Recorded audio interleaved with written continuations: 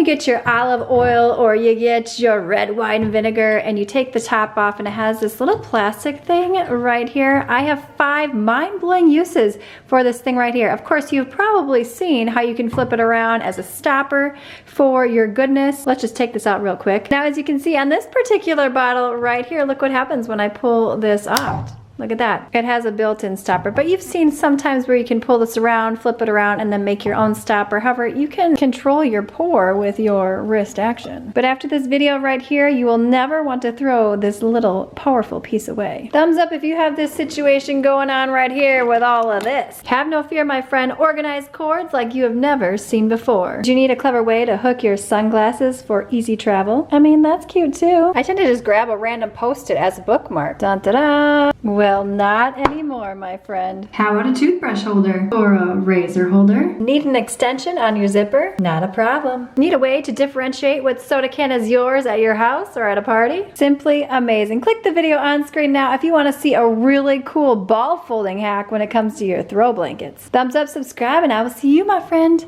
in the next one.